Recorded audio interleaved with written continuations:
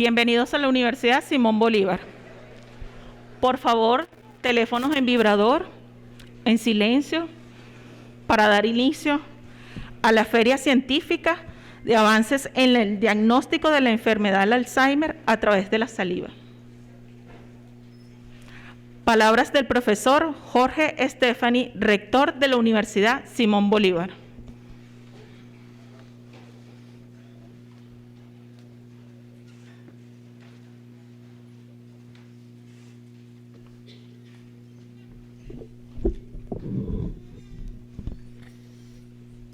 Buenos días a todos. La Universidad Simón Bolívar se satisface en sediar este evento organizado en conjunto con el Ministerio de Ciencia y Tecnología, que en particular nos permite tener aquí en la universidad, en un día sábado, a tantos amigos. La Universidad Simón Bolívar es una universidad de orientación tecnológica que busca integrarse a la sociedad en todas las formas en que pueda aportar soluciones a los problemas que la aquejan.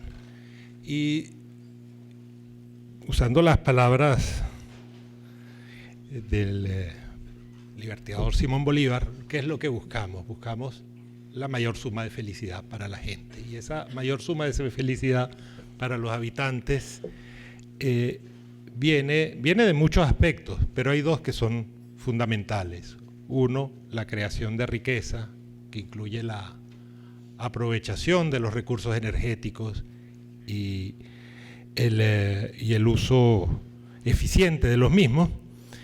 Y otro que tiene que ver con el bienestar, con la salud de la población y que incluye, bueno, la salud física y mental, ¿no? Y esos dos aspectos, la universidad, digo la Universidad Simón Bolívar, pero estoy pensando en las universidades. Las universidades tienen que concentrarse en el desarrollo de todos los aspectos que permitan un avance en la forma en que el Estado y la sociedad se organiza para satisfacer las necesidades de la población.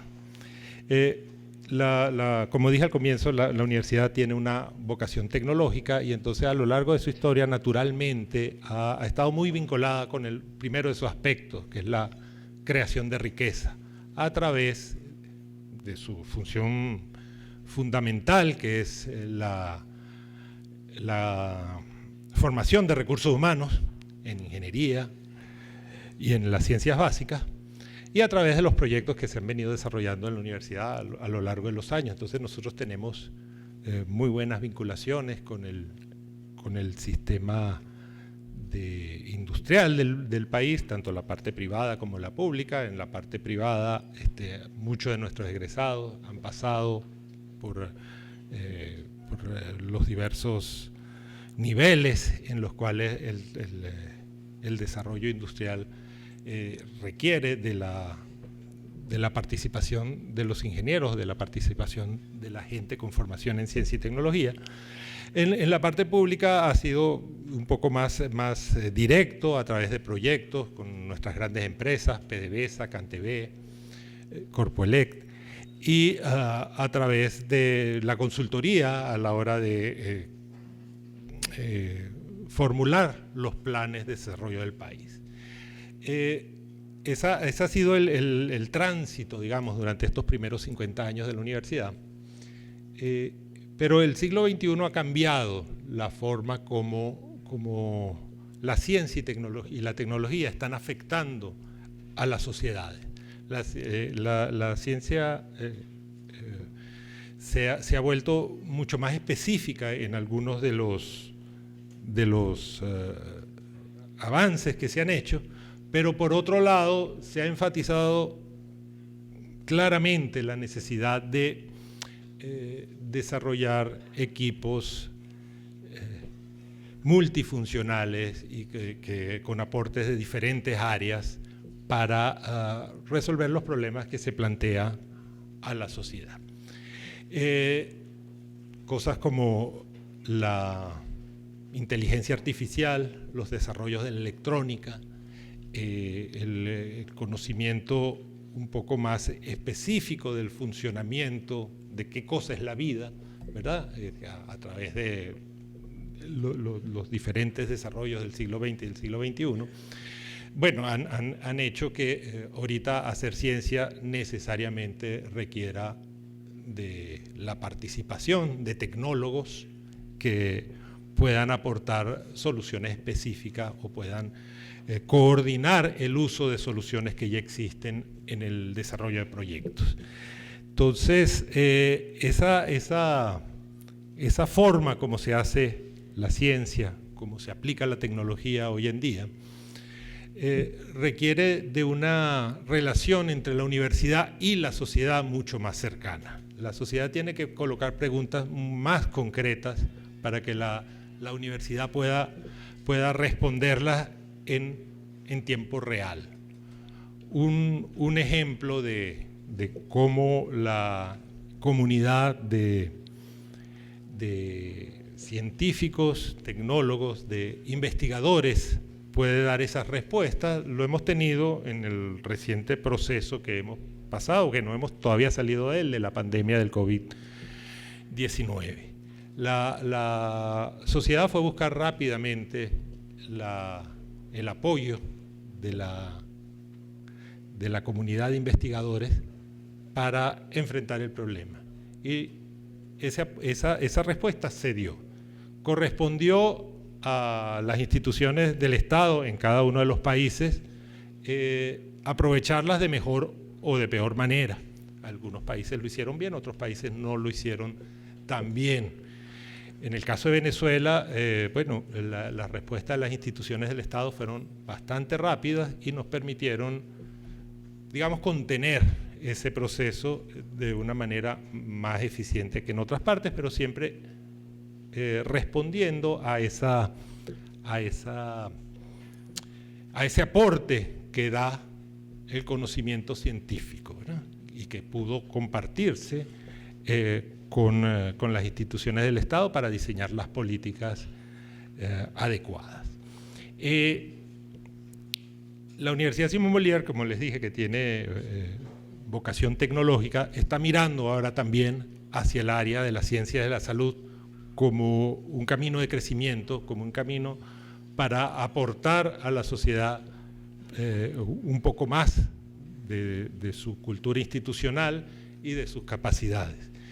Entonces, bueno, nos viene muy bien este evento en el cual vamos a hablar de un tema muy vinculado a los problemas del día a día de una gran parte de la población. O sea, cuando hablamos de enfermedades, cada una de ellas afecta a poblaciones específicas, pero en el caso de la enfermedad de Alzheimer es una enfermedad que permea a todos en todos los niveles de la sociedad y que requiere respuestas como todo. Entonces, volviendo a tomar el ejemplo del COVID-19, la respuesta que se le dio a esa situación requirió de las capacidades que proveen las investigaciones científicas, varias vertientes. Una, naturalmente, fue, bueno, cómo atender a los pacientes que están enfermos, y en ellos, en los diferentes países, se usó toda la capacidad técnica que se ha desarrollado, que sabemos, comparado con la medicina de, digamos, comienzo del siglo pasado, son muchas. Pero la verdadera respuesta vino, la verdadera importancia está en la respuesta que se le pudo dar en términos de prevención a la pandemia que nos estaba afectando. Y entonces, todos sabemos el éxito que ha tenido el programa de vacunación masiva en todo el mundo, como esa capacidad que se desarrolló en un periodo relativamente corto permitió contener, digamos, la pandemia. Pero tan importante como eso fue los desarrollos que se hicieron para detectar la enfermedad. Entonces, esas respuestas que son específicas, tenemos que saber hacer esto. Podemos rápidamente decir si una persona está o no está contagiada. Tienen el soporte del conocimiento científico y la sociedad se tiene que acostumbrar a acudir a quienes saben y a responder adecuadamente a las indicaciones que puedan surgir de las políticas del Estado. En la medida que eso pase, tendremos una sociedad más sana.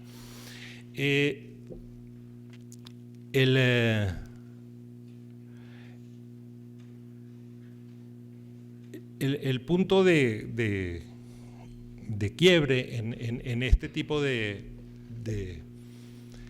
situaciones siempre es la confianza que pueda tener la sociedad hacia lo que está aportando los investigadores y en este caso las instituciones, los laboratorios, las universidades en las cuales me he estado enfocando en estas breves palabras. Y esa es una relación que se construye a través de una comunicación eficiente y a través de resultados.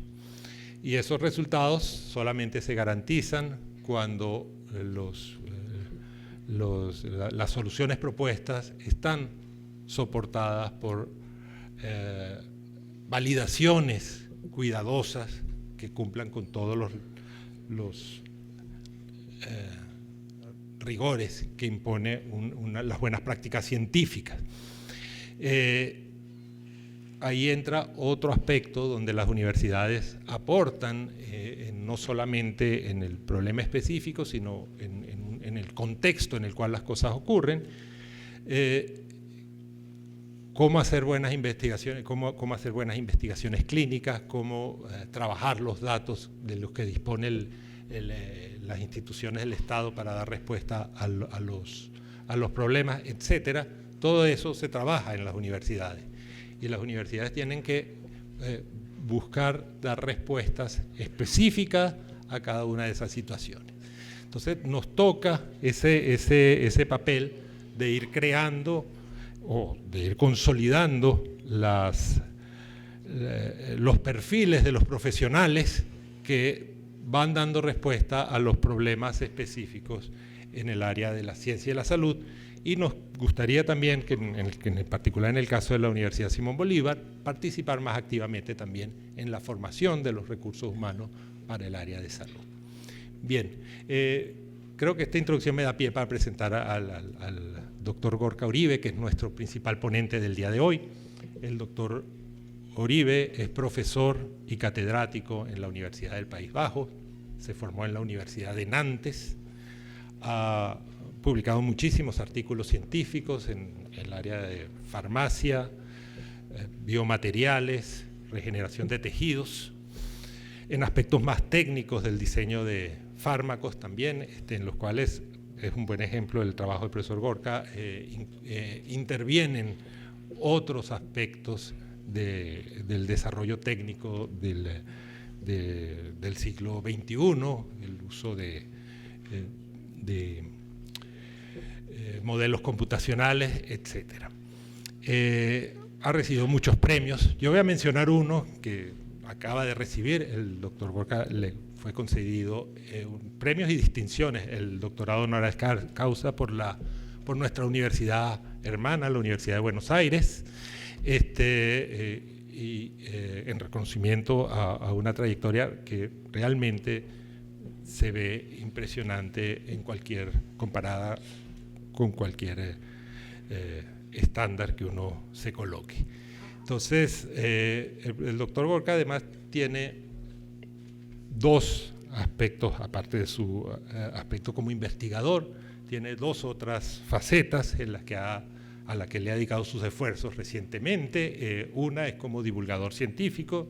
En el contexto de la pandemia, él se erigió como una de las referencias en España para para la comunidad a través de los canales que ahora tenemos para comunicarnos con la sociedad, en particular a través de las redes sociales.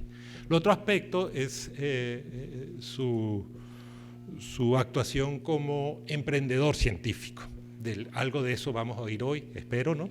Entonces no voy a entrar en muchos detalles al respecto, pero estas cosas que he dicho muestran un perfil de un investigador completo hacia el cual podemos ver como un ejemplo de cómo se debe hacer desarrollar el trabajo científico y cómo los resultados de ese trabajo científico se pueden transmitir a la sociedad. Así que, por favor, profesor. Bueno, vamos a hacer una solución parcial, hasta que llega la definitiva, pero no les quiero hacer esperar mucho tiempo. Bueno, muchísimas gracias por la presentación, por la introducción, también por la invitación. Es un placer estar aquí con todos vosotros, con todos ustedes. Bueno, nuestra primera estancia aquí en Venezuela, en Caracas, y bueno, estoy encantado, es un placer poder mostrarles parte de la investigación, del desarrollo, de la innovación que estamos llevando a cabo a lo largo de los últimos años, en diferentes proyectos, pero concretamente, como decía el rector, en el Alzheimer, en su diagnóstico temprano, como un sistema, una herramienta para ayudar precisamente a los pacientes que padecen esta enfermedad. Bueno, si me permiten, de forma muy breve, les voy a decir primero de dónde vengo. Yo vengo de la ciudad de Vitoria-Gasteiz, que es la capital administrativa del País Vasco, al norte de España, Una ciudad muy cómoda, de gran calidad de vida, que tiene unas 250.000 habitantes, o sea, es una ciudad pequeñita, pero es una ciudad, como les digo, donde hay pues una importante apuesta en industria, en investigación, en desarrollo. También tenemos la Facultad de Farmacia dentro de lo que es el campus de la Universidad del País Vasco, lugar, por cierto, en el que yo realizo mi actividad como profesor titular. Miren, antes de entrar en materia, me gustaría compartir con todos ustedes algunas de las áreas de investigación que llevo desarrollando pues, prácticamente entre 10 y 15 años. Fundamentalmente hay dos que son importantes, están ligadas al campo de la... Vale, ya está. Este lo puedo dejar, no sé si me pueden coger por ahí. Estupendo. Al campo de la medicina regenerativa, a la terapia celular, al desarrollo de nuevos medicamentos, estos medicamentos que todavía están en fase experimental, pero pueden convertirse en algunas de las nuevas herramientas terapéuticas del futuro. También trabajo con terapias biológicas, esto es, a partir de la sangre del paciente poder preparar medicamentos biológicos que se utilizan con fines regenerativos, para tratar el hueso, para tratar tejidos blandos, para reparar y regenerar también tejidos del aparato locomotor, piel, tratamiento también para la superficie ocular, y miren, todo a partir de la sangre del propio paciente. Esta tarde voy a tener la oportunidad de impartir una segunda conferencia que relaciona el ámbito de la salud, el ámbito de la medicina, de la farmacia, de los medicamentos con la sostenibilidad, con el medio ambiente, especialmente a través del impacto medioambiental que generan algunos fármacos. Un trabajo que nos conecta con los objetivos de desarrollo sostenible y con un concepto que me parece muy importante, que es el de One Health, el de salud única. Esta salud que es en la que tenemos que pensar, la salud humana, no se puede desligar de la salud animal ni de la medioambiental. Y como decía el rector, sin duda alguna, el momento que estamos viviendo de coyuntura social, sanitaria y epidemiológica con la pandemia, yo creo que es un muy buen ejemplo. Y lógicamente también trabajo en el desarrollo de nuevas herramientas, en este caso para el diagnóstico temprano del Alzheimer. Este es un proyecto de investigación que se ha emprendido ya como empresa biotecnológica. Tengo la fortuna de tener también a otro de los cofundadores del proyecto, a Juan Carlos del Castillo, que me ha acompañado también en este viaje. Y estamos encantados ambos de tener esta oportunidad de compartir nuestra experiencia con ustedes. Sin duda alguna la comunicación es importante, la transferencia. Y la transferencia se puede hacer de muchas maneras, indudablemente con proyectos que emprendan para cambiar la vida de las personas, pero también a través de la comunicación, de la divulgación, de la difusión. Y este ha sido uno de los retos que inicié básicamente con la pandemia. Hoy casi somos una comunidad de 110.000 personas. Les invito, obviamente, a que puedan unirse a esta comunidad porque en ella, sobre todo, hablamos de diferentes ámbitos ligados a la pandemia y también me gusta hablar de hábitos saludables, de diferentes avances tecnológicos, etc. Y estoy muy de acuerdo con algo que decía el rector, y es que la pandemia, entre otras muchas disyuntivas, nos ha demostrado lo importante que es el diagnóstico. Incluso antes de que tuviéramos tratamientos, antes de que tuviéramos vacunas, lo más importante prácticamente era diagnosticar los casos, ¿verdad? Para ello estaba la PCR, pero no tardaron también los diagnósticos basados más rápidos, digamos, ¿no? En antígenos, ¿no? Se han desarrollado diferentes tipos, incluso se han ensayado también diagnósticos antigénicos basados en saliva, ¿no? Les voy a hablar en mi conferencia de hoy mucho del potencial que tiene este fluido, sobre todo para hacer screenings poblacionales. Y lógicamente hoy quiero hablarles de esta enfermedad, la enfermedad de Alzheimer. Probablemente todos los que estamos aquí en esta sala sabemos de qué se trata y un porcentaje elevadísimo de la misma tiene algún familiar, algún conocido, algún compañero que la ha sufrido o que la está sufriendo. Porque sin duda alguna estamos hablando de una enfermedad cuya incidencia y cuya prevalencia es muy importante y si quitamos la situación, como les digo, pandémica que estamos viviendo en la actualidad y vemos detrás, podremos ver que este es otro de los grandes problemas de salud pública que tenemos las diferentes sociedades. El objetivo del proyecto Geroa Diagnostics, que es ese proyecto empresarial que impulsa la investigación desarrollada, es precisamente revolucionar el diagnóstico.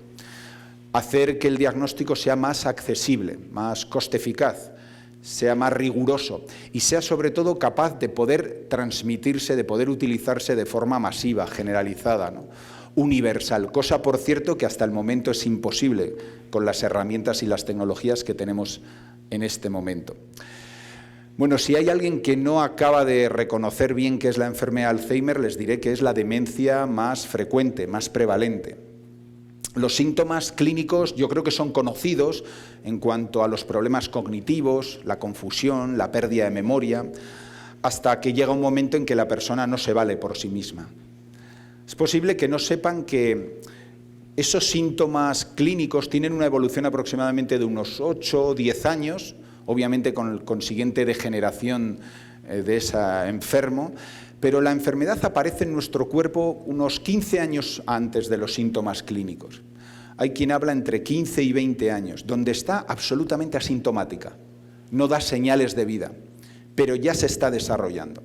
Piense en una fase de 15 años asintomática y unos 8 o 10 años sintomática. Hasta el momento, cuando se diagnostica, y hablaremos de ello, ya es demasiado tarde.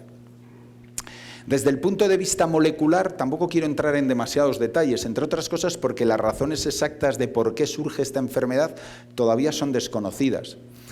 Indudablemente se sabe que en el cerebro del paciente, en determinadas zonas del córtex, se van acumulando una clase de proteínas que se desestructuran, no se acoplan correctamente y van formando, digamos, agregados, ¿no? Son conocidos los agregados de beta-amiloide, es conocido también la hiperfosforilación del tau, que no dejan de ser más que acúmulos proteicos que se van depositando en el cerebro y que van dañándolo.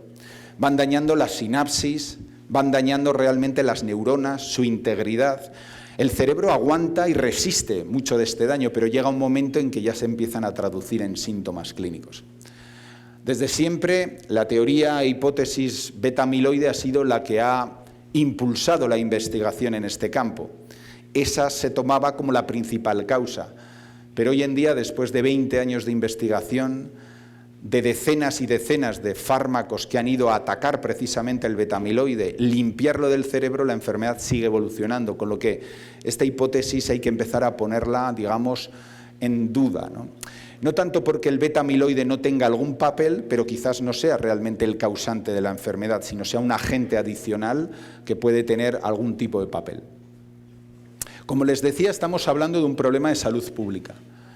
todos los indicadores globales hablan de que la prevalencia e incidencia va a ir aumentando y sobre todo lo va a hacer en los países en vías de desarrollo. Ahí es donde se espera realmente el mayor impacto de la enfermedad en los próximos años. Me imagino que habrán visto datos, proyecciones a 2030, 2040, 2050. Sin duda alguna, el envejecimiento de la población hace que nuestra mayor expectativa de vida y el envejecimiento hacen que, lógicamente, la prevalencia y la incidencia de la enfermedad vayan aumentando. Aquí les doy datos del 5-8% de los mayores de 60 años, pero es superior al 10-12% en los que tienen más de 65 años. Miren, un 10-12% de los mayores de 65 años tienen el riesgo de padecer esta enfermedad. Y quisiera que leyeran conmigo atentamente esta diapositiva que me parece que es clave.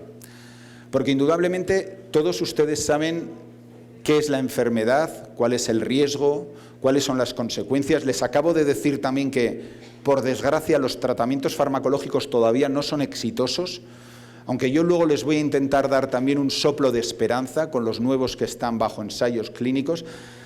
Pero miren, estoy prácticamente convencido que muchos de ustedes no conocen que un gran problema que tiene esta enfermedad es el infradiagnóstico. Les repito, el infradiagnóstico. Y es que solo 1 de cada 4 pacientes que tienen la enfermedad conocen que la tienen. ¿Se imaginan esto en el cáncer, en la diabetes, en la obesidad? Que apenas el 25% de los enfermos sepan que están enfermos.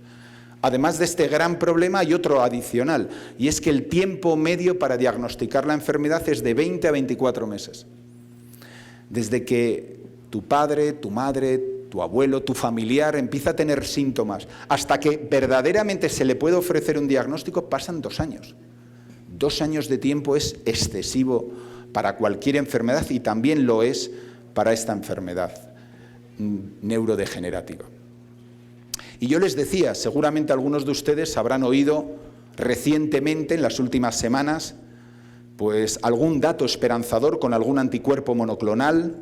Les presento aquí el lecanemab, de una empresa, de un consorcio de empresas americanas, que, según rezan los titulares, bueno, es capaz de reducir ese deterioro cognitivo en un 27%, esto es, uno no se deteriora cognitivamente tanto como en el grupo placebo.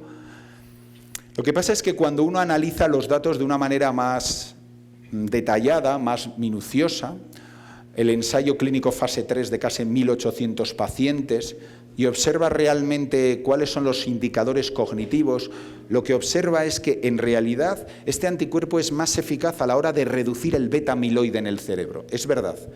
Es capaz de aclararlo, de limpiarlo, pero eso no se traduce en una respuesta clínica realmente desdeñable.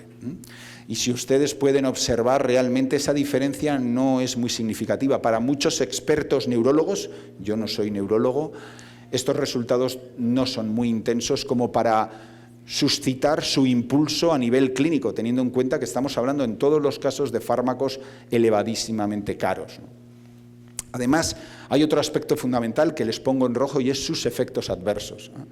Este tipo de fármacos monoclonales que están atacando o actuando sobre la vía del beta-amiloide tienen una cierta toxicidad, ¿no? En este caso estamos hablando de un 20-30%, hay alguna que otra consideración que incluso se eleva al 40%, sobre todo edemas, sobre todo determinadas alteraciones, alguna hemorragia, y hay 2 fallecidos en el ensayo clínico debido directamente a la toxicidad del fármaco. ¿Qué les quiero decir con esto? Que se siguen haciendo ensayos clínicos, pero que todavía no se ha encontrado esa molécula capaz de revertir realmente esta enfermedad. Pero también hay noticias y hay hueco para la esperanza, ¿no? Hay un pipeline muy importante, hay un conjunto de fármacos, de moléculas candidatas a convertirse en terapia que se están ensayando en ensayos clínicos. A mí quizás lo que más me ilusiona es que no están actuando directamente todos a la vía beta-amiloide, sino que están actuando en otros ecosistemas, en otras vías metabólicas, en otras rutas. De hecho, hay muchas que son antiinflamatorias, que actúan sobre esa neuroinflamación, sobre el estrés oxidativo, que combinan acciones que indudablemente también actúan sobre tau. Si uno observa realmente, bueno, se da cuenta de que la industria es eminentemente amiloidista, ¿no? Sigue haciendo una apuesta decidida tras 20 años por el momento de fracasos en esta ruta, pero como ven, empiezan a surgir otro tipo de fármacos que quizás puedan estar, ¿por qué no?, más cerca de esa solución. En todo caso, y estarán de acuerdo conmigo, cualquiera de estos fármacos tiene un gran riesgo de fracasar, y el fracaso se debe fundamentalmente a que se aplican muy tarde. Y me van a permitir la metáfora que no tiene nada que ver las enfermedades, pero todos saben que el tratamiento en un cáncer estadio 4 es altamente infructuoso. Pero este fármaco, quizás que es infructuoso en un estadio 4, puede salvar a la persona si se detecta en un estadio 1. Es así, ¿verdad? Gracias al diagnóstico precoz del cáncer, a las diferentes estrategias sanitarias que se han implementado para hacer screenings poblacionales y poder detectar los tumores en ese primer momento, en ese estadio donde todavía no se han producido las metástasis, es por lo que de forma global tenemos un 55-60%, hablo global, de curación de los tumores. Yo pertenezco a la Asociación Española contra el Cáncer y nuestro objetivo en el 2030 es llegar a un 70% de curación de los tumores.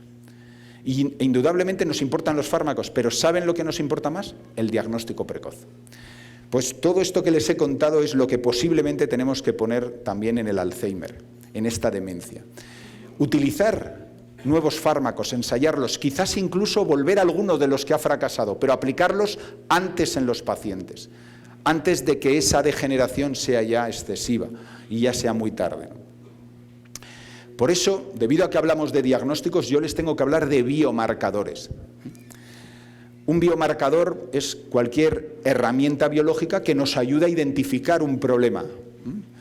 Puede ser la temperatura y saber que uno tiene fiebre. Es una herramienta muy sencilla que todos sabemos. O puede ser coger un poquito de sangre y medir la glucemia, por ejemplo, en ayunas, en determinadas ocasiones. También puede ayudar a identificar que uno tiene diabetes, ¿verdad? Pero, ¿cuáles son los biomarcadores que hay en el Alzheimer, en la neurodegeneración? Dicho de otra forma, cuando vamos con un familiar con síntomas de esta enfermedad, ¿cuáles son las herramientas que tenemos en la actualidad? Miren, uno de los biomarcadores que está aceptado por la comunidad científica es la punción lumbar. Significa obtener líquido cefalorraquídeo. Ya saben, una punción lumbar para medir una clase de biomarcadores, entre ellos el beta-amiloide, el tau, la neurofilina, etc.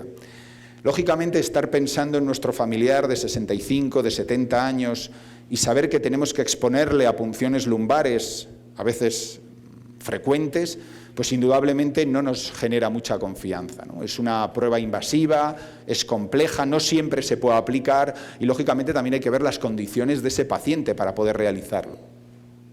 La segunda es la neuroimagen. Cuando hablo de neuroimagen, hablo de un PET, de una resonancia.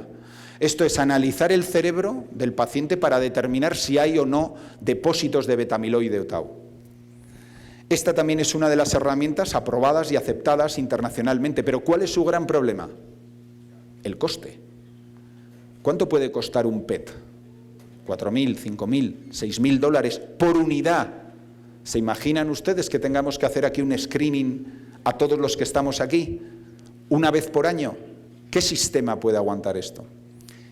Ni incluso el país más rico y desarrollado del mundo puede permitirse una herramienta de este estilo. Y luego, lógicamente, está la labor del neurólogo, de las neurólogas. Todo lo que es el sistema, digamos, de análisis cognitivo, los test, etcétera, que se aplican de forma rutinaria. Miren, en palabras de Howard Philip, de Alzheimer Drug Discovery Foundation, se necesitan biomarcadores. Son claves a la hora de identificar, de diagnosticar y de prevenir la enfermedad. Yo creo que es uno de los aspectos para mí fundamentales en esta conferencia, que entiendan que sin unos biomarcadores adecuados poco vamos a poder avanzar también en el tratamiento de los pacientes. Miren, les voy a dar 6, 7, 8 ideas de por qué creo personalmente que los biomarcadores, que el diagnóstico precoz o temprano es fundamental en esta enfermedad en concreto. La primera, para identificar a los pacientes, para eliminar esa brecha que existe, yo les decía, de 2 años entre los síntomas y el diagnóstico, para darles esperanza, para ayudar no solamente al paciente, sino a su entorno. Esta es una enfermedad que sufre mucho la familia, hasta el punto en que tiene una repercusión emocional, social y socioeconómica brutal, porque tenemos que hacernos cargo en los últimos años de ese familiar. Hay que identificar a los pacientes y para ello tenemos y necesitamos herramientas diagnósticas, pero no vale cualquiera.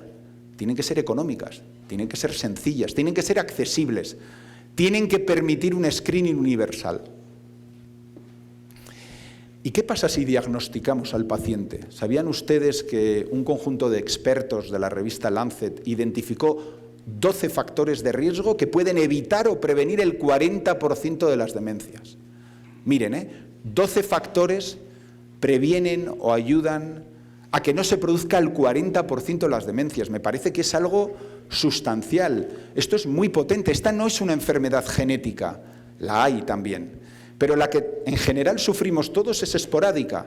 Indudablemente hay personas que tienen más chance, tienen unos genes que quizás inducen a tener más riesgo, pero los factores epigenéticos son fundamentales. Nuestros hábitos de vida, los aspectos cognitivos, la dieta, el ejercicio, el sedentarismo, el alcohol, etcétera, etcétera, afectan al paciente. Hay vías de actuación. Un diagnóstico precoz puede hacer que ya entremos a darle soluciones no farmacológicas a ese paciente. Si identificamos un biomarcador que tenga todas esas características que yo les decía antes, no solamente va a ser una herramienta esencial para los departamentos y servicios de neurología, también la podemos llevar a atención primaria, porque son los médicos de atención primaria los que de forma general identifican, observan primero al paciente, son los que van a tener un contacto con ese paciente. Hay una encuesta y un análisis que se hizo precisamente en el 2020 que me parece muy, muy relevante. Se analizó estos médicos de atención primaria y cuál era su respuesta, su sensación a la hora de abordar un tratamiento frente al Alzheimer. El 50% decían no estamos preparados, no tenemos herramientas. Sabemos que nuestra decisión puede hacer que el paciente entre en un bucle que, como yo les decía, se puede alargar hasta 2 o incluso 3 años. Fíjense, se necesita más entrenamiento, se necesita más preparación y se necesita sobre todo herramientas fáciles que podamos poner ahí, en atención primaria. ¿Alguien imagina una punción lumbar de forma rutinaria en la atención primaria? ¿Imaginan ustedes que todos los servicios de atención primaria del país tengan una neuroimagen? ¿O que los nuevos biomarcadores en sangre, que los hay, dependan del compromiso de llevarlos a un tercer lugar con herramientas carísimas, costosas para hacer una medición que en muchos casos realmente está por debajo del límite de sensibilidad? No. Repito, hace falta que en esa búsqueda científica de esas herramientas también tengamos en cuenta otros aspectos, que es poderlas llevar al mercado, poderlas llevar realmente al paciente, poderlas llevar a la sociedad.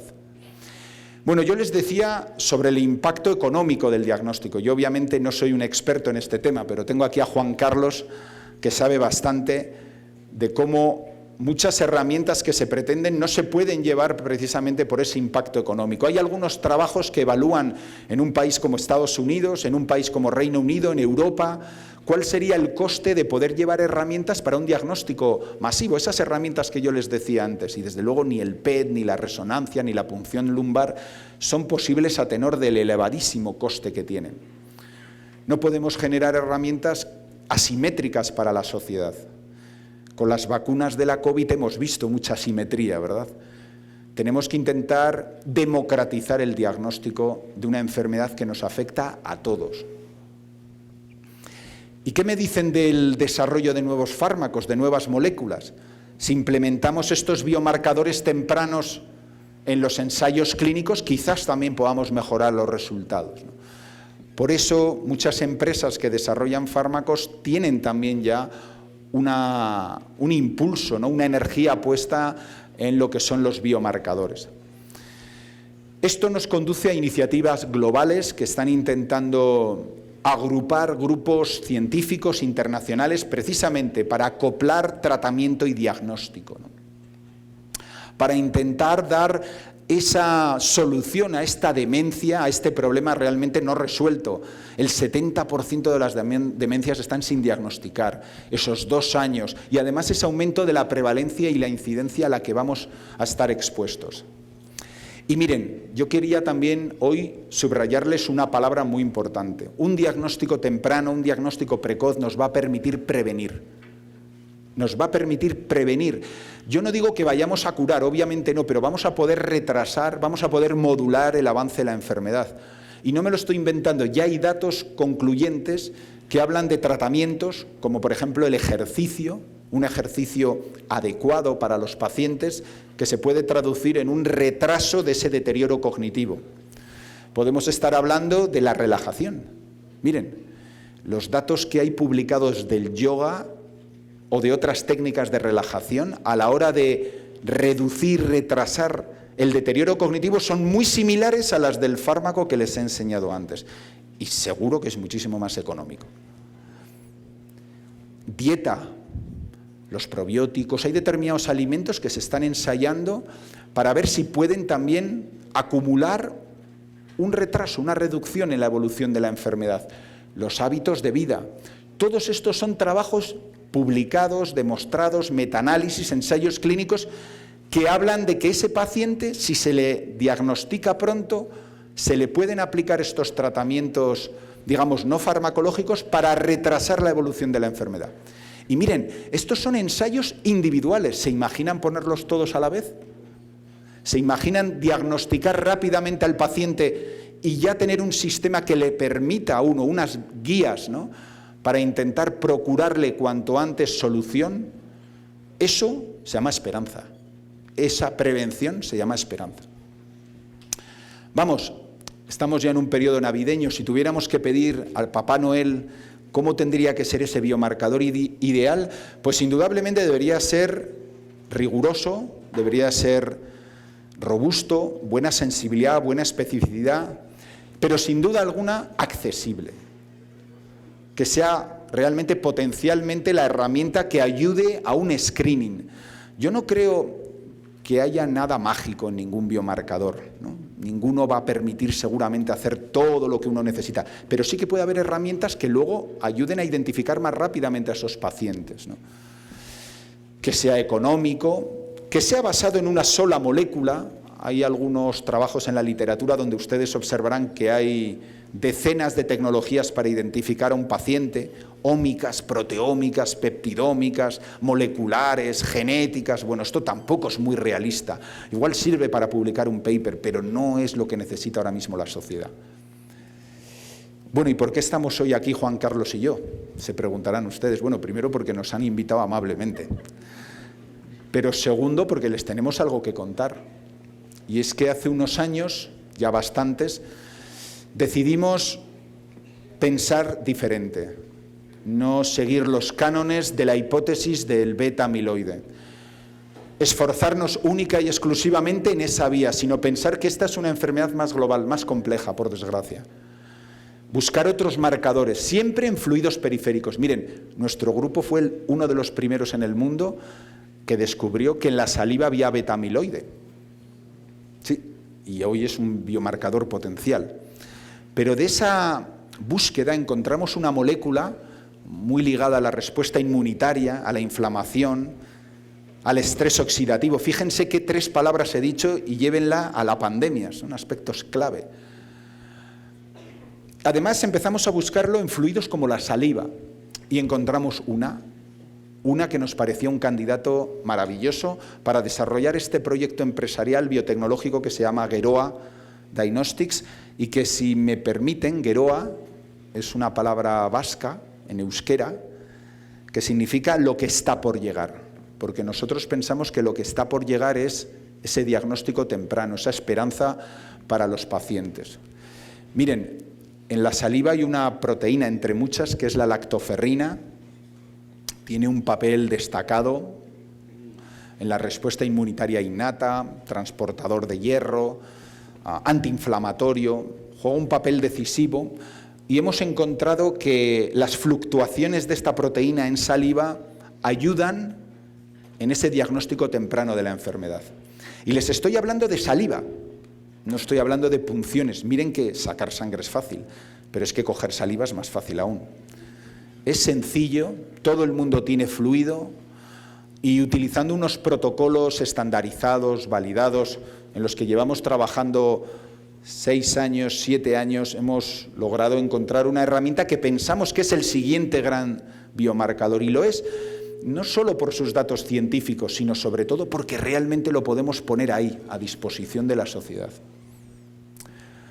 Bueno, abróchense los cinturones que voy a hablar de ciencia ahora, ¿eh? Ahora no vale bostezar, ¿eh? Vamos a hablar de algunos aspectos científicos. Miren, se lo he querido poner en 7 puntos. Serían como las 7, 8 cosas que tienen que saber de este biomarcador para entenderlo bien. Y de paso, les voy a hacer así un recorrido histórico por lo que ha sido el desarrollo del biomarcador. Obviamente, junto con Juan Carlos del Castillo, junto con Eva Carro, que es otra de las fundadoras, una experta, una de las mayores expertas en Alzheimer en España, junto con Bob Jenkins, que conoce, bueno, es un experto también en enfermedades neurodegenerativas, en transferencia. Hemos desarrollado un proyecto que lo que primero hizo fue identificar el potencial que tenía esta herramienta en pacientes con Alzheimer.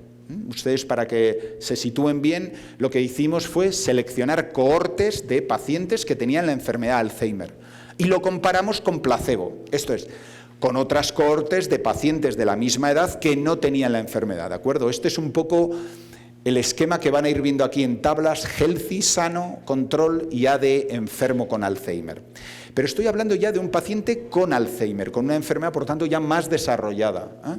Con unos síntomas clínicos, unos síntomas y signos muy evidentes y posiblemente ya un deterioro elevado, ¿no?, de ese paciente. Pero obviamente necesitábamos tener esa identificación clara y contundente, esa caricatura del potencial del biomarcador. Bueno, ¿qué hicimos? Ese conjunto de pacientes de ambas cohortes les tomamos saliva y fuimos midiendo esta proteína. La medición de la proteína se hace relativamente sencilla porque hay una gran concentración de lactoferrina en saliva, del orden de microgramos mililitro.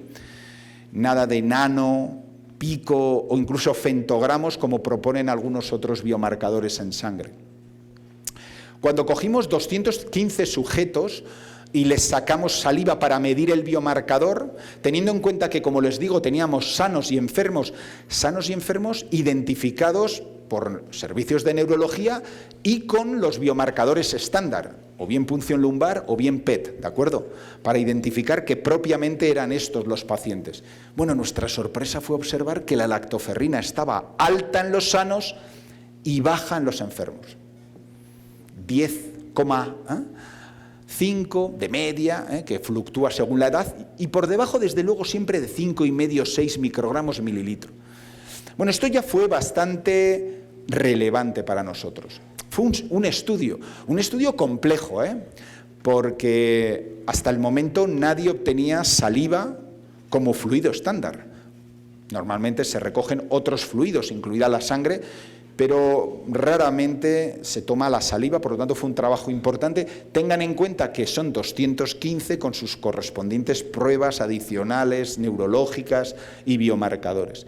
Decidimos repetir el estudio de validación con aproximadamente otros 100 nuevos sujetos, ¿no?, con otras cohortes en otros centros sanitarios nacionales en España, diferentes fundaciones, servicios clínicos que tenían esos pacientes perfectamente identificados. Por cierto, muchas de estas cohortes son las que se utilizan en los ensayos clínicos para testar y evaluar fármacos.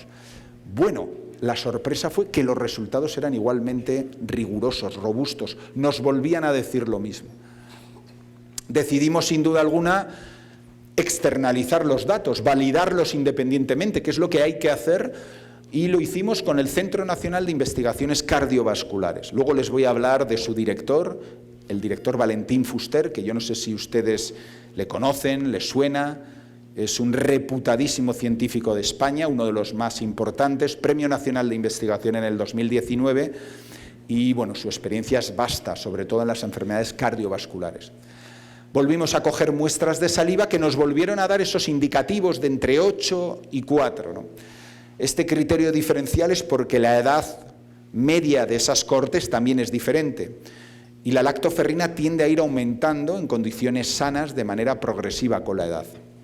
Por cierto, todos estos enfermos y las también personas que estaban sanas tenían otro tipo de comorbilidades. Había gente que era obesa, que tenía problemas cardiovasculares. Había pacientes o algún sujeto con Parkinson que también probamos, ensayamos y el biomarcador no cambia. Quiero decir que no son estudios de laboratorio, sino son gente normal. Eso sí, unos tenían Alzheimer y otros no. Con esto lo que les digo es que hasta el momento y bajo nuestro conocimiento el biomarcador solo cae cuando uno tiene la enfermedad de Alzheimer. Como no puede ser de otra manera y siguiendo los estándares científicos, publicamos estos trabajos, estos datos nuevísimos, pioneros en la literatura, en las mejores revistas científicas del campo. Pero nosotros teníamos en mente otro objetivo fundamental. Sin duda alguna, identificar y diagnosticar a los pacientes con Alzheimer es clave, es esencial. Ya supone una innovación, yo creo que mundial, puntera. Pero ¿cómo podemos ayudar más en esta enfermedad? Pues diagnosticando no al paciente con Alzheimer, sino a ese paciente con Alzheimer 3, 4, 5, 6 años antes, cuando era un pre-Alzheimer, cuando tenía un MCI, un deterioro cognitivo leve, un mild cognitive impairment, ¿de acuerdo? ¿Me siguen? Cuanto antes se haga el diagnóstico diferencial, ¿qué tenemos? Más tiempo para poder prevenir, ¿no? Más tiempo para poder dar esperanza al paciente y a su familiar. Por lo tanto, decidimos ir directamente a hacer todo este trabajo masivo, pero ahora con pacientes con MCI, que tienen más dificultades a la hora de ser identificados y diagnosticados. Otra vez en más de 200 sujetos volvimos a observar que ya siendo MCIs la lactoferrina discrimina perfectamente, ¿lo ven? No estoy hablando de unas centésimas o unas milésimas, es que estamos hablando prácticamente del doble de concentración. Bueno, vamos a repetirlo nuevamente en un estudio de validación que nos volvió a dar unos datos contundentes. Y vamos a hablar con el Centro Nacional de Investigaciones Cardiovasculares y le vamos a pedir 2 nuevos ensayos de validación externa de más de 100 y prácticamente 140 sujetos, repito, grupo cohorte sana, grupo cohorte con MCI, y como pueden observar, el criterio diferencial se mantenía ahí. Yo creo que este es uno de los puntos más importantes, si no la diapositiva más relevante que les voy a enseñar, el observar el comportamiento tan robusto que tiene este biomarcador, incluso cuando estamos hablando de un pre-Alzheimer, de un deterioro cognitivo leve. Y les decía, en condiciones de ausencia de enfermedad, la lactoferrina de forma biológica tiende a aumentar. Esto es importante porque si nuestra cohorte es de 55, de 70 o de 80 años, el dato que podemos tener en el grupo control puede cambiar un poquitín. Pero como ven, no está por debajo de 6 en ningún lugar, ni por debajo de 5, ¿no? Para nosotros eso sería un semáforo que desde luego lo que significa ese semáforo es que hay un alto riesgo de tener la enfermedad. A mí me gusta más hablar de esta forma, más que decir tiene usted Alzheimer. Usted tiene un alto riesgo y esta prueba lo que le dice es vaya usted rápidamente a un neurólogo. Pero también la prueba le dice hay que empezar a prevenir con diferentes herramientas y tratamientos. Sin duda alguna estamos en el momento en el que más biomarcadores se están buscando, ¿no? Como les decía, hay algunos que son ómicos, que utilizan tecnologías caras, costosas, complejas. Quizás, si tenemos aquí gente que trabaje en este campo, les habrán sonado los biomarcadores basados en sangre, se están buscando diferentes herramientas. Muchas de ellas son fosforilaciones de tau que van circulando por sangre y que se identifican. Uno de los más conocidos es el p-tau 217. Y sin entrar en comparaciones directas, sí que les quería un poco exponer cómo suele ser realmente el trabajo de este tipo de biomarcadores en sangre. Lo primero, en general, las concentraciones de medida son muy pequeñitas. Estamos hablando de picogramos o de femtogramos. Miren, la diferencia que hay entre el sano, y el paciente con MCI es que prácticamente es mínima. Es tan pequeñita la concentración diferencial que nos vamos a femtogramos que hay decenas, no, centenares de muestras que están por debajo del límite de sensibilidad. Vamos a hacerles a todos ustedes una prueba para saber que de las 600, 700 personas que puede haber aquí, hay 350 a la que el sistema le dice que tiene por debajo el biomarcador. Bueno, pues tampoco vamos bien, ¿no? En cambio, nosotros medimos en picogramos en la saliva, y Juan Carlos, corrígeme, nunca hemos encontrado una muestra de saliva que no tenga lactoferrina, ¿no? Porque es que es muy abundante. Nosotros estamos desarrollando herramientas fáciles de emplear, de utilizar, test rápidos, pruebas moleculares sencillas. En cambio, la mayor parte de los biomarcadores en sangre utilizan sistemas caros, plataformas MSD, Simoas. Cada uno de estos equipos puede costar 1 o 2 millones. Es a veces la empresa la que necesita que le mandemos las muestras, los lea y nos las devuelva para generar un sistema constantemente de retroalimentación con precios elevadísimos, ¿no?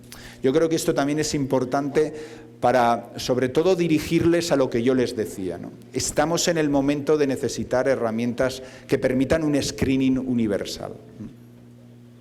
Y miren, también les quería dar otra píldora, y es que decidimos hacer un ensayo con pacientes, creo que son de más de 65 años, sanos, repito, sanos, ninguno tenía ningún tipo de deterioro cognitivo, ninguno tenía MCI, obviamente menos tenía Alzheimer, y observamos básicamente cuál podía ser el potencial de esta herramienta, de la lactoferrina. Porque también les soy honesto, seguro que vamos a aprender un poco más en los próximos años del verdadero potencial de esta herramienta. Cuando miramos los cerebros de todos estos sujetos sanos, observamos diferente deposición de betamiloide, y es que el betamiloide se va depositando en el cerebro. A pesar de que mucha gente tenga betamiloide, no desarrolla la enfermedad. Pero ¿qué es lo que encontramos? Encontramos que a mayor depósito de betamiloide en cerebro, había una concentración más baja de lactoferrina en saliva. Esto es, y siempre entrecomillado, hay un cierto potencial de este biomarcador también para determinar esa vulnerabilidad cerebral, ¿no? Para ver ese riesgo inicial que podemos tener en degeneración ya y deterioro cognitivo. Si alguien ahora en la sala me dijera, bueno, Gorka, todo lo que has dicho, ¿en qué se resume? Pues yo les diría en una gráfica como esta. En un semáforo verde, amarillo o rojo, donde el verde es cuando el nivel de lactoferrina es alto, el amarillo lógicamente va a ser ese umbral que quede entre las dos interfases, y el rojo va a ser cuando el nivel del biomarcador esté por debajo de 6, de 5.5 microgramos mililitro. Es tan sencillo como eso, como cuando uno se va a hacer una prueba rudimentaria de algún otro biomarcador. Para algunos tumorales ya saben que hay que hacerse determinadas pruebas y nos puede indicar que tenemos un riesgo alto. ¿Tiene usted cáncer? No, pero mi prueba me dice que igual tengo un riesgo. Voy a hacerme pruebas adicionales, ¿no? Yo creo que ese potencial que tiene la lactoferrina es sin duda alguna esencial, ¿no? Como le decía, con el trabajo del profesor Fuster, hemos realizado observaciones que identifican, ¿no?, a los sujetos sanos y que los discriminan de forma muy robusta de los que tienen un deterioro cognitivo en azul o la enfermedad de Alzheimer en rojo. Por cierto, un biomarcador que está muy ligado al beta-amiloide, muy ligado al beta-amiloide. Parece que cuando vemos por PET esa deposición en cerebro hay una cierta especificidad, ¿no? Y sin duda alguna la comunidad científica ha identificado que este es un verdadero biomarcador con potencial, ¿eh? Hay trabajos importantes en la literatura que ya hablan de la saliva, de la lactoferrina. Bueno, no es el caso hoy de estudio, pero hay también ensayos clínicos de administración de lactoferrina a los sujetos con ciertas mejoras cognitivas. Esto es, incluso es un biomarcador que como proteína se está ensayando, se está evaluando, ¿no?, en su potencial terapéutico. Les quería contar algo más. Sé que todavía es un poco incipiente, pero puede ser relevante. Yo les he dicho que el Alzheimer es la demencia más frecuente. El 70, 60, 70% de las demencias son Alzheimer. Pero ¿y qué pasa con el resto? Claro, el neurólogo o la neuróloga se encuentra ante una situación de una disyuntiva importante. Puede haber deterioros cognitivos donde el amiloide no esté tan presente, sean PET negativos. O, por ejemplo, que tengamos una demencia frontotemporal. Son estos colores naranjas. El paciente tiene una demencia, pero no es un tipo Alzheimer, es una frontotemporal. Pues miren la sorpresa, nuestro biomarcador ante esos dos sujetos enfermos también los discriminaría. Porque mientras que el MCI PET positivo, AD PET positivo cae, el frontotemporal PET negativo se mantiene elevado. Y esto también puede ser relevante, esto es, intentar ahondar entre esos grises para poder discriminar mejor, ¿no?, a los pacientes. Miren, no les voy a decir la empresa, pero una de estas empresas grandísimas, globales, que ensayó un fase 3 con un fármaco contra el Alzheimer, ¿saben qué le pasó? Tuvo malos resultados y cuando lo analizaron observaron que en el grupo experimental, en el del Alzheimer, el 30-40% de los sujetos, oh sorpresa, no tenía Alzheimer. ¿Se imaginan ustedes hacer un ensayo clínico con un nuevo fármaco contra la diabetes y en el grupo de tratamiento tener un 40% que no tienen diabetes? ¿Cómo le va a salir bien el resultado, no? No, pero esto habla de la dificultad que tiene la identificación discriminativa entre los sujetos. Seguramente se metieron frontotemporales, se metieron vasculares, se metieron Alzheimer, Parkinson, dentro de ese grupo global que no respondió de forma idéntica. Bueno, voy a ir acabando y lo voy a hacer de una forma más rápida, más ágil, si me lo permiten, diciendo que hemos trabajado también en la estandarización del biomarcador. Es lo mismo sacar la saliva a la mañana, a la tarde, habiendo dormido 8 horas, o como Juan Carlos y yo apenas 2. ¿Es lo mismo comer antes, no comer, hacer ejercicio? Bueno, todas estas son preguntas, interrogantes que nos hemos hecho a nosotros mismos. ¿Cómo se puede guardar la muestra? ¿Hay que guardarla en frío, a temperatura ambiente, en congelador? Bueno, obviamente tenemos una literatura muy amplia que ponemos también a su disposición, donde hemos caracterizado cómo se debe de proceder, ¿no? Cómo se tiene que guardar, cómo afectan los ciclos, cómo no es adecuado congelar y descongelar la muestra, pero incluso haciéndolo alguna vez no pasaría nada, ¿no? Cómo también realmente, pues bueno, los aspectos circadianos no tienen tanta relevancia, quizás sí un ejercicio muy intenso antes. Cuando hablo de muy intenso, no hablo de lo que podría hacer una persona de 65 o 70 años, ¿de acuerdo? Pero sí que es un biomarcador que en una persona relativamente joven que se someta a una media maratón podría fluctuar de forma aguda, posteriormente. También hemos observado si la medicación sintomática que se toma o que toman los pacientes podría afectar realmente los niveles medios y también hemos observado que no es así. Por lo tanto, es una medida, digamos, razonablemente estable. Y esto lo hemos ido haciendo y publicando en diferentes revistas. Por ejemplo, en la revista Alzheimer y Demencia, que no sé si saben, tiene un factor de impacto por encima de 20, es una de las más relevantes a nivel mundial. No dejamos de investigar. Queremos saber qué ocurre en ese cerebro dañado para que a través de diferentes vías moleculares, implicando a la acetilcolina, quede dañado las glándulas salivares. Y esa glándula salivar dañada posiblemente excreta menos lactoferrina, que es lo que nosotros medimos. Yo no les digo que la lactoferrina esté como causa-efecto en esta enfermedad, porque posiblemente no es así.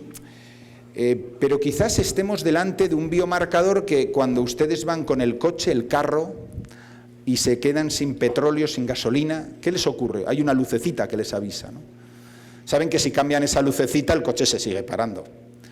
Quizás con la lactoferrina pueda ocurrir algo así. Hay un momento en que el daño que se está produciendo en la enfermedad altera esta conexión con las glándulas salivales, produce un pequeño cortocircuito, que es lo que nosotros hemos identificado.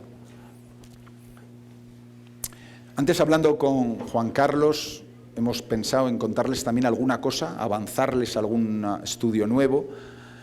Tómenlo como una prueba de concepto, ¿de acuerdo? Esto, digamos, necesita seguir siendo explorado, ¿no? Pero decidimos coger a 306 sujetos que procedían de diferentes cohortes y que aparentemente todos estaban sanos. Bueno, todos sanos, ya tenían achaques de edad, pero ninguno tenía MCI o tenía Alzheimer, y les sometimos a la prueba. Bueno, este es un poco el estudio del diagrama experimental, como les digo, utilizando pues 2 cohortes fundamentalmente que proceden del Hospital Universitario 12 de Octubre, que está en Madrid. La mayor parte de las pruebas testadas fueron negativas. A ver, quisiera saber si me han estado escuchando bien. Cuando digo prueba negativa, ¿qué significa? ¿Que la lactoferrina está baja o está elevada? Bueno, perfecto. Ya no hay que preparar el examen ese que habíamos hablado. Vale, pero miren, hubo 18 positivos. Bueno, nos sorprendió muchísimo. ¿Cómo puede ser positivo si el paciente está bien? Decidimos seguir a esos pacientes en el tiempo y volverles a someter a la prueba. 3,5 años más tarde, el 100% de las pruebas que eran negativas salían negativas. Estaban sanos. Pero miren, el 80 casi % de esas pruebas que eran positivas y que eran sanos inicialmente se convirtieron a M6. Vimos el futuro. Yo lo quiero poner todavía entrecomillado porque realmente esto habría que hacerlo de forma formal, estandarizada, con un ensayo clínico propiamente dicho. Prefiero quedarme con esa imagen de fotografía que podemos hacer ahora mismo. Pero esto también habla mucho de ese potencial y capacidad futura. Miren dónde estaban las pruebas negativas, que fueron básicamente sanas, y miren estas pruebas que salieron positivas. Con estos datos de biomarcador, ya los azules ya son enfermos. Nos quedaron ahí 4 a seguir monitorizando con el tiempo, porque aquí la fotografía es dinámica. Bueno, en conjunto, en resumen, estamos ante el primer biomarcador o herramienta que ayuda en el diagnóstico temprano en saliva a nivel mundial. Es una sola proteína, única, es robusta, es sensible, la sensibilidad y la especificidad rondan el 90%. No es cara. Juan Carlos, ¿cuánto puede ser medir una proteína como esta? $1, $2, $3, es realmente económica. Se puede universalizar, se puede trabajar con ella de forma general, se puede evaluar y contabilizar con diferentes tecnologías. Yo creo que es la primera que nos puede permitir ayudar a hacer un screening general. Y miren, como digo, la saliva, y voy acabando, cada vez está más de moda. No solamente para las enfermedades neurodegenerativas, que es mi contexto actual, sino también para medir otro tipo de patologías crónicas. Su importancia a la hora de medir biomarcadores ya está exponiéndose. Hace bien poquito tuvimos la oportunidad de publicar este trabajo tan maravilloso. No sé si le conocen al profesor Lopera. Él trabaja en Medellín y es posiblemente el mayor experto a nivel mundial de Alzheimer genético, porque trabaja con una clase de poblaciones en Antioquia donde se desarrolla, donde viven realmente comunidades importantes de pacientes que tienen la versión genética, no la esporádica. Y todos coincidimos en que la saliva puede ser ese nuevo gold estándar, ese nuevo fluido no invasivo periférico a partir del cual generar herramientas diagnósticas. Quiero también, como siempre, agradecer a todas las instituciones, fundaciones, hospitales que nos han ido ayudando en todos estos años. No ha sido un camino fácil, porque es muy complejo convencer que haya que tomar saliva, medir las sustancias, etcétera, pero afortunadamente este fluido nos ha demostrado que se pueden pivotar y estructurar trabajos muy interesantes de una manera muy coste eficaz. Por último, quería presentarles al equipo de trabajo. Ya sé que se hace a veces al principio, pero prefería llegar hasta el final. A uno le tienen aquí conmigo, Juan Carlos del Castillo, es cofundador de Geroa Diagnostics, desde el principio también trabajando en el desarrollo del proyecto. Lleva más de 30 años de experiencia en el desarrollo de centros de investigación de múltiples empresas. Permítanme destacarles que ha sido gerente del Centro Nacional de Biotecnología, uno de los centros más laureados e importantes que tenemos en España, y ha sido director general del grupo Genetrix, que también posiblemente ha sido el grupo empresarial en biomedicina y biotecnología más relevante. Desde hace unos cuantos años es el fundador también de Life Factors. Les quería presentar a Eva Carro, una de las mayores expertas en Alzheimer, ahora mismo trabaja en el CSIC, y también a nuestro director general, Bob Jenkins, con también muchísima experiencia en el sector salud, biomarcadores y tecnologías in vitro. Algunas de las publicaciones más relevantes las pongo a su disposición, tanto de Eva Carro como incluso las mías, en algunas de las revistas más relevantes del mundo, no solamente en el campo del Alzheimer, sino también en el campo del diagnóstico. Y en este camino no se puede ir solo, hay que contar con la experiencia de profesionales, de expertos de diferente naturaleza, un advisory board que esté a la altura del biomarcador que tenemos. Les presento algunos de ellos también, bien repartidos por todo el mundo. En fin, me despido, muchísimas gracias, sobre todo por darme la oportunidad.